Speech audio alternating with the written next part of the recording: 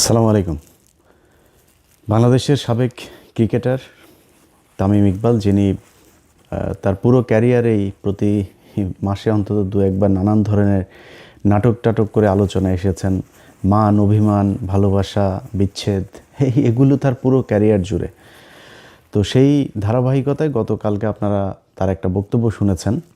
তিনি হঠাৎ করে সারা দেশের, এমনকি আমরা যে সরকারের সমালোচনা করছি সেই সরকারও কি কাহিনী জানি না, তারাও দেখলাম ইন্ডিয়ার এবার এই যে মুস্তাফিজকে তারা কলকাতা নাইট রাইডার্সের হয়ে খেলার থেকে বাদ দেওয়ার কারণে যেই প্রতিক্রিয়া দেখিয়েছে এবং যে পদক্ষেপগুলো নিয়েছে, সেটা খুব ভালো কিছু পদক্ষেপ নিয়েছে।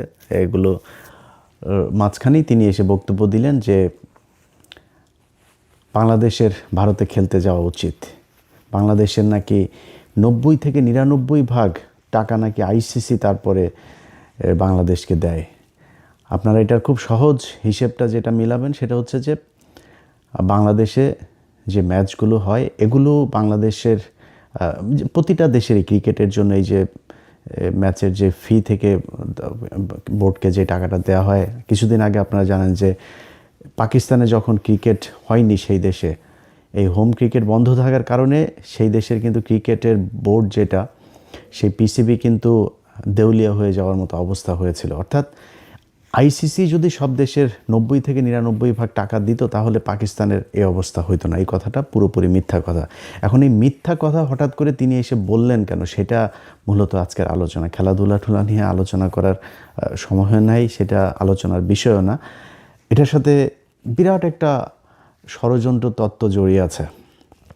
আপনাদের কি মনে হয় যে এই যে প্রথম আলো, এই যে ডেইলি স্টার, এই যে উদীচি, এই যে ছায়ানট, এরকম তাদের কিছু শাখা প্রশাখা আছে যেগুলো কিনা ভারতের হয়ে বাংলাদেশে কাজ করে, এরা দেখবেন কিছু হইলেই বাংলাদেশের এই যে ইসলামের বিরুদ্ধে, ইসলাম এবং ৭১ দুইটাকে সাংঘর্ষিক করে তারপরে এটা নিয়ে তারা নানান বক্তব্য দেশে দেখবেন যে হাজার হাজার ঘটনা ঘটে যাবে, কোনো সমস্যা নাই। হঠাৎ করে তাদের পছন্দ মতো একটা ঘটনা নিয়ে এই যে কিছু নারীবাদী আছে আর এই ওই যে শাহবাগী কিছু এসে চুলচুল বড় বড় তারপরে গাঁজা টাজা খায়, এগুলো এসে এক জায়গায় বসে যাবে। এটা হচ্ছে তাদের নিত্য নৈমিত্তিক রুটিন ওয়ার্ক। এটা কেন করে? কারণ ওইখান থেকে টাকা পয়সা পায়, সেইটা পেয়েই তাদের একটা নির্দিষ্ট রুটিন করে দেওয়া আছে যে এই মাফিক তাদেরকে কাজ করতে হবে, এবং এই কাজগুলো কখন কি করতে হবে সেটাও কিন্তু ওই দেশের সরকার, ওই গোয়েন্দা সংস্থাই কিন্তু তাদেরকে ঠিক করে দেয়। তামিম ইকবালের বিষয়টাকে আমি ব্যতিক্রম কোনো কিছু দেখি না, এটা কোনো বিচ্ছিন্ন ঘটনা। তাকে নিয়ে হঠাৎ করে তাকে দিয়ে কেন বলানো হলো? আমার ধারণা যে এই মুহূর্তে যদি মাশরাফি স্বাভাবিক অবস্থায় থাকতেন, সাকিব থাকতেন, যাদের ক্রিকেটে ব্যাপক জনপ্রিয়তা আছে, এই ধরনের কিছু মানুষ যদি থাকতেন তাহলে তাদেরকে দিয়ে বলাইতো। তো মন্দের ভালো হিসাবে তামিম ইকবাল তিনি আছেন যেহেতু, তাকে দিয়ে কথাগুলো বলিয়েছে। আপনাদের কিছু জিনিস মাথায় রাখা দরকার। তামিম ইকবাল হঠাৎ করে তিনি যে সুরে কথা বলেছেন যে বাংলাদেশের স্বার্থের জন্যই, আপনার বাহ্যিকভাবে শুনে মনে হবে যে এই দেশের ক্রিকেটের জন্য, এই দেশের জন্যই বোধহয় তিনি কথাগুলো বলছেন। আচ্ছা, যদি মনে করেন বাংলাদেশের জন্যই ওনার ক্রিকেটের জন্য এত ভালোবাসা, এত প্রীতি নিয়ে উনি কথাগুলো বলবেন, আপনাদের মনে আছে যে ওনার কথা অনুযায়ী যে বাংলাদেশ যদি এখন বিশ্বকাপ খেলতে না যায় তাহলে বিশাল আকারের ক্ষতি হয়ে যাবে, 10 বছরের জন্য পিছিয়ে যাবে। এই ভারত বাংলাদেশকে এই 2016 থেকে 16-17 থেকে আপনি যদি কয়েকটা এশিয়া কাপ যদি আপনি চিন্তা করেন, বিশ্বকাপে এই ভারতের আম্পায়ার, 2টা এশিয়া কাপ তো আমরা জেতা, 2টা এশিয়া কাপকে তারা হারিয়েছে।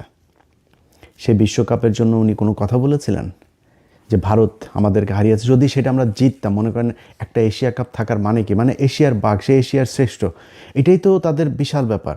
আপনি 1997 সালে যেদিন, আমি ছোট তখন, কিন্তু আমার এই মনে আছে যে আমি আমার একটা প্যান্ট বানাতে যাচ্ছিলাম আমাদের চুয়াডাঙ্গা জেলা শহরে।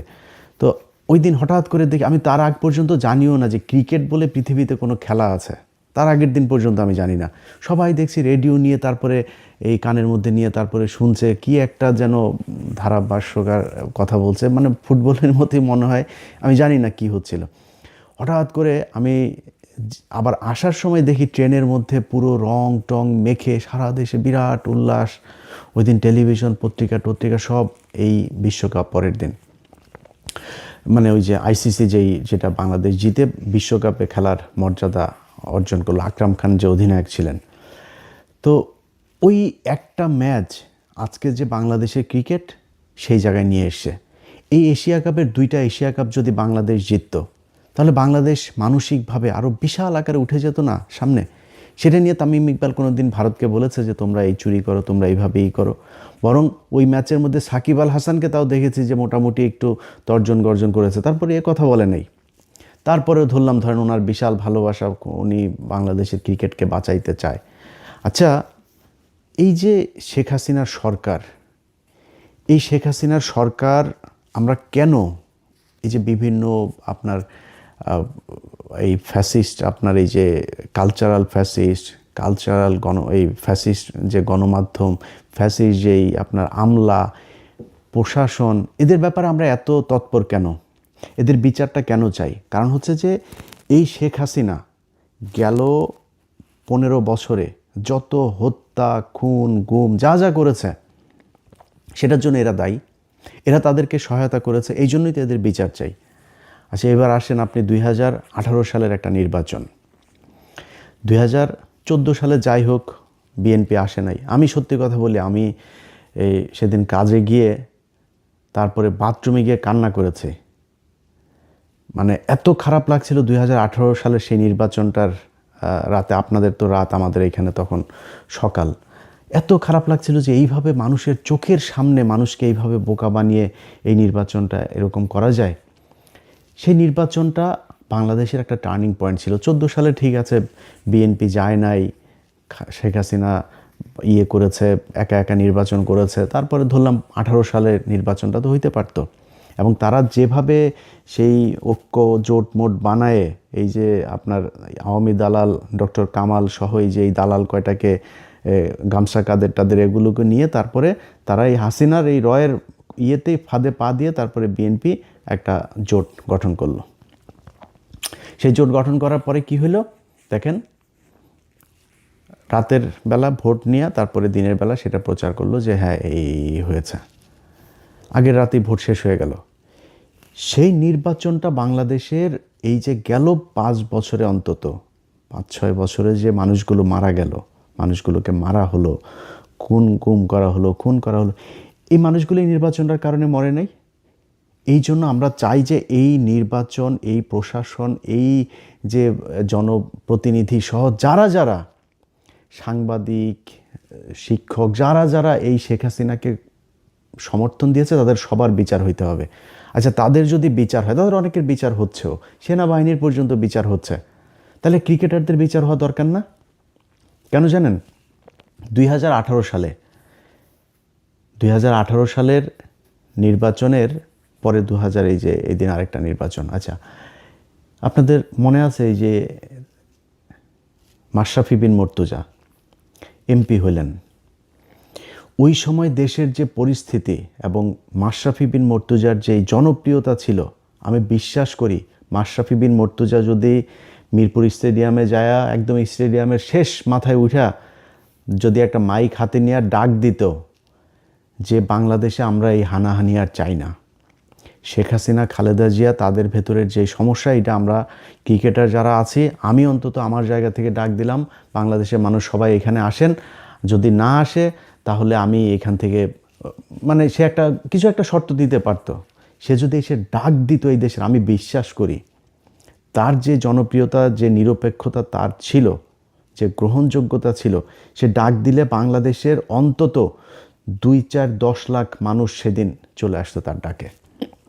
এবং আমার বিশ্বাস যে রাজনৈতিক দলগুলিও একটা করতো না, আসলে আমাদের মনে হয় একটা জায়গায় আসা উচিত।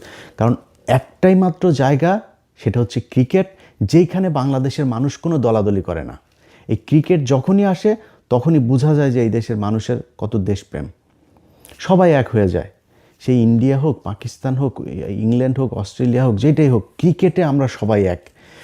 এখন এই যে ক্রিকেট নিয়ে আমরা এক হয়ে আপনাদেরকে এত ভালোবাসা দিলাম, দেশের জন্য আপনাদের এত ভালোবাসি, আপনি 2018 সালে যখন দেখলেন যে আপনার তো অবসরের সময় চলে এসেছে, মানে আপনার যে জনপ্রিয়তা, আপনি যা করতে পারতেন ওইটার দিকে তাকাইলেন না, একটু দেশের কথাও চিন্তা করলেন না। আপনার জাস্ট যেহেতু অবসরে চলে যাবেন, এখন আপনার পরে কি করবেন, নিজের পকেটে ঢুকতে হবে, টাকা পয়সা, ধান্দাবাজি, নিজের ক্ষমতা লাগবে, কি দিয়ে হবেন, ব্যাস নৌকায় ঢুকে গেলেন। 2024 সালে আমি পৃথিবীর ইতিহাসে এরকম কোনো ক্রিকেট মানে প্লেয়ার দেখি না, এমন কোনো ক্রিকেট টিম দেখি না পৃথিবীর ইতিহাসে। বিচ্ছিন্নভাবে এই ইয়েতে আপনার ভারতে একটা হয়েছিল, সেও অবসরে ছিল এরকম একজন প্লেয়ার। মানে বাংলাদেশের সাকিব, মাশরাফি, ওইদিকে একবার তামিম যায় হাসিনার সাথে, একবার মুশফিক যায় হাসিনার কাছে, পুরো টিম ধরে আপনার নির্বাচনী ইয়েতে গেল, নির্বাচনী প্রচারণায় তারা অংশ নিল, একদম পুরো টিম ধরে। আমার মনে আছে, আমার চোখে এখনও ভাসছে যে তারা এই ওই যে গাড়িগুলোতে, গাড়ির বহন নিয়ে তারপরে তারা মিছিল করছে, নৌকার মিছিল। এই পৃথিবীর ইতিহাসে এমন কোনো জায়গা আছে যে এই দেশে এরকম ঘটনা ঘটেছে, পুরো ক্রিকেট টিম ধরে যায়, আপনারা একটা রাজনৈতিক দলের নৌকার মিছিলে যান, আপনারা একজনের ভোট করেন, আপনারাও এমপি হইতে যান, ভারত থেকে খেলা বন্ধ করে, খেলা থুয়ে দিয়ে তাড়াতাড়ি করে এসে ঢাকায় এসে আপনার সাকিব আল হাসান সে যে কাগজপত্র সাইন করে দিয়ে গেল, মনে আছে আপনাদের? এই ক্রিকেট টিম, আপনারা যে খেলাধুলা করেন, আপনাদেরকে আমরা বিশাল ভালোবাসি। আপনারা আমাদের দেশের হয়ে খেলা যখন করেন, বুকের মধ্যে হাত দিয়া রবীন্দ্রনাথের চুরি করায় আমার সোনার ধনের বাংলা একটা গান, এই ধনের বাংলা গাইতে গিয়া তারপরে কি হয়, আপনারা বোঝান, আরে বাবা বিশাল ভালোবাসা। আপনারা কিসের ভালোবাসা? আপনি টাকা নেন, টাকা ছাড়া খেলেন নাকি? বাংলাদেশের এমন কোনো সেক্টর নাই যে এত টাকার মালিক হওয়া যায়, ক্রিকেট খেললে যত টাকার মালিক হওয়া যায়, কোটি কোটি টাকার মালিক হওয়া যায়। আজকে যে মুস্তাফিজকে নিয়ে আমরা এত কান্না করছি, আপনাদের মনে আছে? মুস্তাফিজকে এই যে মহেন্দ্র সিং ধোনি, এই ধোনির মতো এত ভদ্র প্লেয়ার, যারা আমরা খুব ভদ্র মনে করি, ধোনি এবং কোহলি দুইজনকে আমি ব্যক্তিগতভাবে তাদেরকে এই পছন্দ করি, এর মতো ভদ্র প্লেয়ার আমাদেরকে মানে চুনোপুটি মনে করে, তেলাপোকা মনে করে। এই মুস্তাফিজরা একবার মনে আছে, পিচের মাঝখানে কীভাবে ধাক্কা দিয়ে, ইচ্ছাকৃতভাবে ধাক্কা দিয়ে মুস্তাফিজকে ফেলে দিয়েছিল, মনে আছে আপনাদের? মুস্তাফিজের যদি লজ্জা থাকতো, তারপর থেকে আর কোনদিন ভারতে খেলতেই যেতে চাইতো না, ওইটার প্রতিবাদ করা হইতো। ওনারা ভারতের সামনে গেলে মনে হয় একদম মানে ওই যে আইপিএলে ডাকবে কিনা ওইটা মাথার মধ্যে থাকে, ওইটা মাথায় থাকার কারণেই ওই করে আর কি, মানে ওরা যাই করুক সেটাকে তারা অ্যাকসেপ্ট করে নেয়। সেটাই ঘটেছে, সেটা সবার ক্ষেত্রে ঘটেছে, এবং মুস্তাফিজের ক্ষেত্রে সেটাই ঘটেছে। সে যায়, যে খেলে আসে, এবং আমার বিশ্বাস সামনেও যাবে, আবারও যাবে, কারণ ওরা তো দেশের জন্য খেলে না, দেশপ্রেমে ওদের ভেতরে নাই, ওরা টাকার জন্য খেলে। টাকা বলেন যে বিসিবি আর কোনো প্লেয়ারকে মাসিক টাকা দিবে না, দেখেন না খেলা খেলতে যায় কি না, টাকার জন্য খেলে। তারপরেও ভাই আপনারা খেলাধুলা করেন, কোনো সমস্যা নাই, আপনাদের কারণে।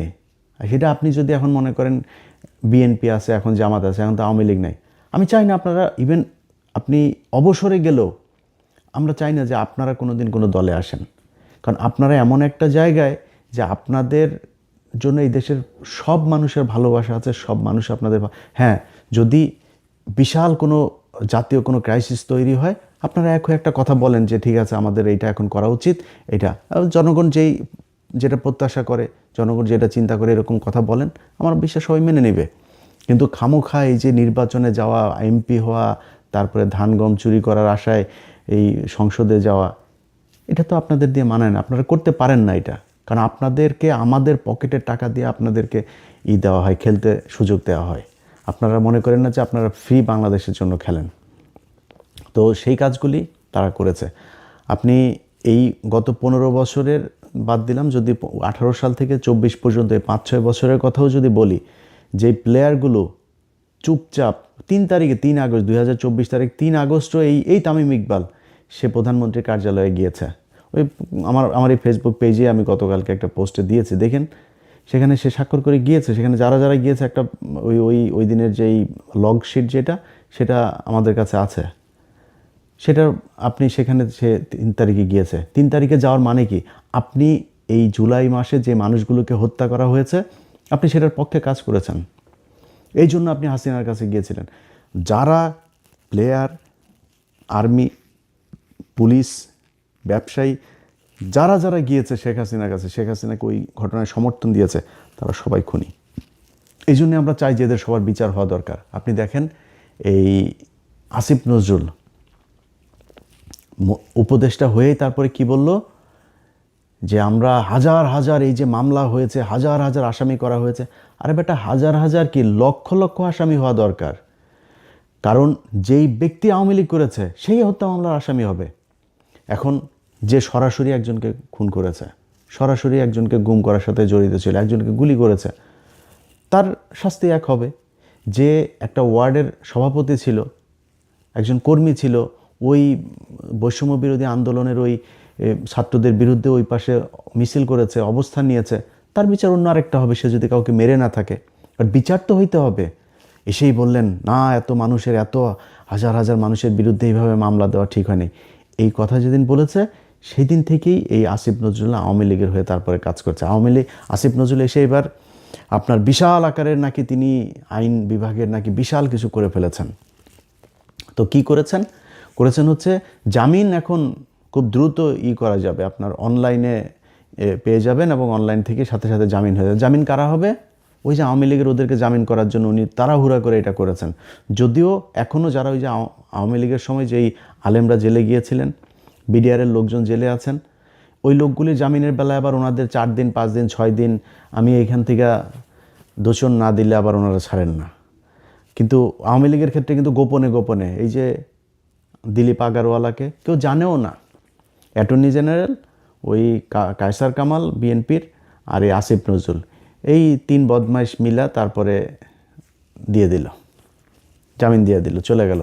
ওনারা না কিছু জানেনই না, কিছুই জানেন না ওনারা, এমনি জামিন হয়ে গেল। এক ব্যক্তিকে দিয়ে, একজন জাজকে দিয়ে আপনার একই আদালতের ভিতরে নিয়ে গোপনে গোপনে গোপনে গোপনে 2 মাসের ভেতরে সব খালাস, চলে গেল সে। ওনারা কিছুই জানেন না। তো এইভাবে ওনারা এই আইন বিভাগের বিশাল আকারের সংস্কার করেছেন, এর বাইরে আর কোনো কিছু করেন। এখনও পর্যন্ত ওই যে আপনার আবুধাবিতে যেই বিপ্লবীরা ওইখানে জেলে গিয়েছিল তাদের করা হয়েছে। প্রথম আলো ডেইলি স্টারের ঘটনায় মানে পোস্ট শেয়ার করেছে, এই জন্য তাদেরকে ধরে নিয়ে যাওয়া হচ্ছে। আর ভাই আমার নামে দেন আপনি সবগুলি মামলা, ওদেরকে ধরেন কেন? এই মানুষগুলোরে কষ্ট দিচ্ছেন কেন? এগুলি ভুলে যাবে এরা, এগুলি ভুলে যাবে, এগুলোর জবাব আসবে। এটার জন্য তো আপনাকে নিশ্চয়ই কিছু না কিছু তো পোহাইতে হবে। সময় সবসময় একরকম যাবে না, এগুলো আমরা দেখছি। তো যাই হোক, এই প্লেয়ারদের যে বিষয়টা, এই গত 15 বছরে যা যা ঘটেছে, এই যে আসিফ নজরুলের হাজার হাজার আসামি হওয়া যাবে না, এই প্লেয়ারগুলো আসামি হওয়া উচিত ছিল। কারণ এরাই 2024 সালের এই যে এই ড্যামি নির্বাচনের, এই স্বামী আর ড্যামি মিলা যে নির্বাচন করেছে, এই ড্যামি নির্বাচনের বৈধতা দিয়েছে এরা। এদের কারণে যখন দিয়েছে তামিমের মতো লোক, মাশরাফির মতো লোক, সাকিবের মতো লোক, এরা হাসিনার কাছে যাচ্ছে, এরা করছে, এগুলো দেখে তো মানুষ যারা আন্দোলন করতে চেয়েছে, যারা হাসিনার বিরুদ্ধে, তাদের মনোবল ভেঙেছে। আর যারা হাসিনার লোক তারা আরও চাঙ্গা হয়েছে, আর আমরা তো আর কি, দেশে তো আর জীবনে কোনোদিন সরকার চেঞ্জ হবে না, এরকম একটা পরিস্থিতি তৈরি হয়েছিল, এদের কারণে তৈরি হয়েছিল এটা।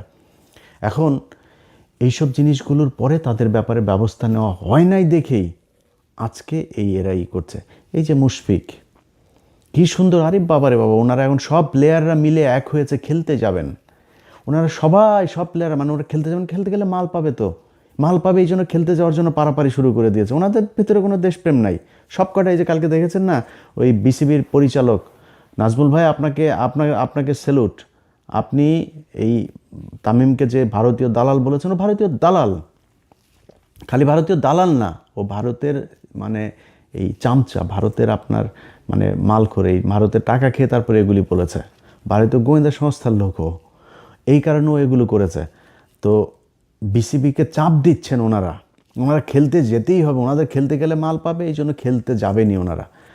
কি সুন্দর দাড়ি, এই যে মুশফিকের দাড়ি কি সুন্দর, আর বাপেরও দেখি বিশাল মুরব্বী, বয়স্ক, এই বিশাল পাগড়িওয়ালা মুরব্বী, হুজুর,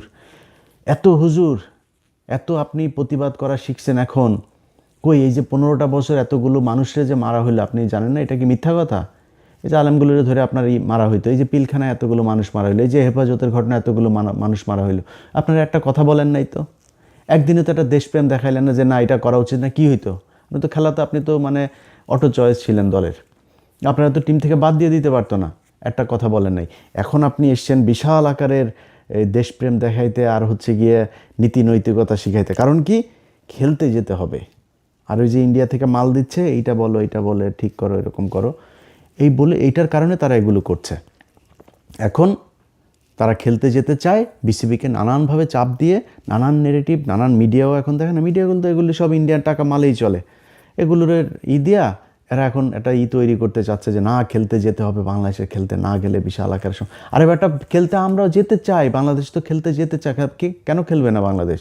বাংলাদেশ যেটা চায় যেভাবে, এটা আন্তর্জাতিক নিয়মের ভেতরে রেখে সেই ক্লোজগুলো দিয়েই তো বিসিবি তাদেরকে চিঠি পাঠিয়েছে যে আমরা এই কারণে তোমাদের এখানে খেলতে যেতে পারছে না, আমার নিরাপত্তার কারণে। আমার একটা প্লেয়ার যেখানে নিরাপদ থাকতে পারে না, ওটা তো জঙ্গি রাষ্ট্র এই ভারত, পৃথিবীর মধ্যে সবচাইতে নিকৃষ্ট জঙ্গি রাষ্ট্র হচ্ছে এইটা।